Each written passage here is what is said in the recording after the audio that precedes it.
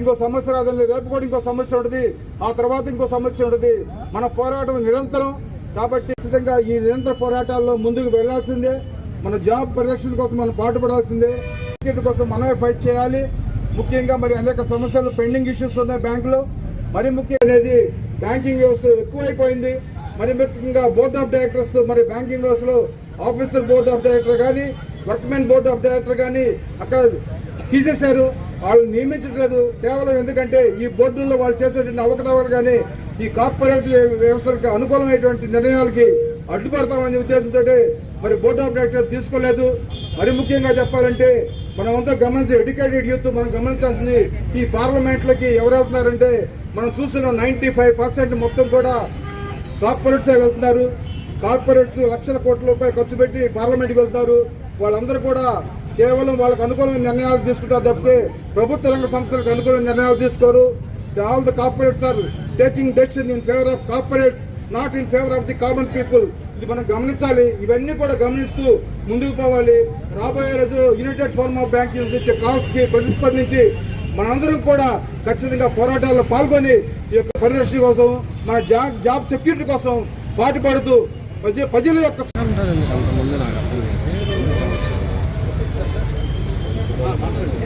అందరూ కూడా పెద్ద ఎత్తున వచ్చి మన ప్రోగ్రామ్ సక్సెస్ చేశారు. ఈరోజు రీజనల్ ఆఫీస్ దగ్గర అంటే కొన్ని ఇండివిజువల్ బ్యాంక్స్ చేయడం వల్ల కొంచెం పలచగా కనిపిస్తున్నారు కానీ నెంబర్ మాత్రం బాగుంది. అయినా కూడా ఈ పోరాట పటిమను మనందరం కూడా ఇలాగే కొనసాగిస్తూ పోతే మనకు కావాల్సిన మనం కోరుకుంటున్న అన్ని కోరికలు కూడా తీరుతాయి. అందరూ కూడా ఇలాగే ప్రతి కార్యక్రమానికి విజయాలు కోరుకుంటున్నాను. ఒక 2 నిమిషాలు స్లోగన్స్ ఇస్తాను. EFPU Zindabad, EFPU Zindabad, EFPU long live, EFPU long live, EFPU Zindabad, EFPU మార్చన్, EFPU మార్చన్, for the head marching, banking, banking, recruitment is all cadres we demand. 25 lakhs hectare with central government we demand. Amend with central government we demand. Appoint workman officer directors in PSPs. Permanent jobs we oppose. Outsourcing of permanent jobs we oppose. ప్రయోజనం ఉంటుంది. వాళ్ళ యొక్క రాజకీయ ప్రయోజనాల కోసమే ఇటువంటి నిర్ణయాలు తీసుకుంటారు. దాన్ని గమనించినంత వరకు మనం మోసపోతూనే ఉంటాము. ముఖ్యంగా చెప్పాలంటే భారతదేశంలో ప్రభుత్వ రంగ సంస్థల మొత్తాన్ని కూడా నిర్వహించాలనేటువంటి ఒక పాలసీ, గ్లోబలైజేషన్ పాలసీతో ముందుకు పోతున్నారు. మన బ్యాంకింగ్ వ్యవస్థనే కాదు అన్ని వ్యవస్థలను కూడా నిర్వీర్యం చేయాలనే ప్రయత్నాల్లో ఉన్నారు. ఉదాహరణ చెప్పాలంటే ఇంతకుముందు రైల్వే బడ్జెట్ సపరేట్గా ఉండేది. రైల్వే బడ్జెట్ని దాంట్లో కలిపేశారు. కలిపేసిన రైల్వే మంత్రి ఎవరో కూడా మనకు తెలియదు.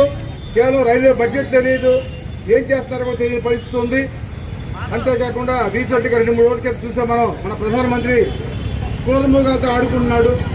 దీన్ని గమనించాలి. అంతేకాకుండా మరి మన బ్యాంకింగ్ వ్యవస్థలో ఉన్నటువంటి ప్రాఫిట్స్ అన్ని కూడా మరి మనకి బ్యాంకింగ్ వ్యవస్థకే చెందాలి. ఎందుకంటే ఈ బ్యాంకింగ్ రంగంలోని డిపాజిట్లు మొత్తం కూడా సామాన్య మానవులు వాళ్ళ యొక్క కష్టార్జితాన్ని బ్యాంకుల్లో దాచుకుంటారు. ముఖ్యంగా రిటైర్డ్ ఎంప్లాయీస్, పెన్షనర్స్ కూడా మరి వాళ్ళు రిటైర్ అయిన తర్వాత వాళ్ళు పెట్టుబడి పెట్టి బయట వ్యాపారాలు కానీ చేయలేని పరిస్థితుల్లో కేవలం వాళ్ళకి బ్యాంకులో దిక్కు కాబట్టి బ్యాంకుల్లోనే ఉంచుకుంటారు. ఇదంతా కూడా మరి ప్రభుత్వాలు బ్యాంకింగ్ ప్రైవేటీకరణగా వెళ్తుంది. అయితే ఈరోజు భారతదేశంలో ఉన్నటువంటి బ్యాంకింగ్ వ్యవస్థలో సామాన్య ప్రజలు దాచుకున్నటువంటి 210 లక్షల కోట్ల రూపాయలు బ్యాంకింగ్ వ్యవస్థలో ఉన్నాయి. అవి కాపాడాలన్నా, అవి సురక్షితంగా ఉండాలంటే ఖచ్చితంగా కూడా ఈ బ్యాంకింగ్ వ్యవస్థ ప్రభుత్వ రంగంలోనే ఉండాలి. కాబట్టి దీనికోసం మనం మన సమస్యల కోసం, మన ఫెసిలిటీస్ కోసమే కాకుండా మరి ప్రభుత్వంలో ఈ ప్రభుత్వ బ్యాంకులు దాచుకునేటువంటి సొమ్ముకు కూడా రక్షణ కల్పించాల్సిన బాధ్యత మన మీదే ఉంది. మనం మొట్టమొదటి చెబుతాం, పబ్లిక్ రంగంలో సంస్థల యొక్క లాభాలు పబ్లిక్కే చెందాలి. The profits of the public sector is only for the welfare of the common people, not for the corporate roots.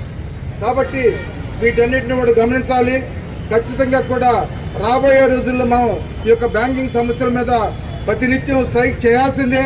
మనం దాదాపు బ్యాంకులో చేరినప్పటి నుండి ప్రతి సంవత్సరం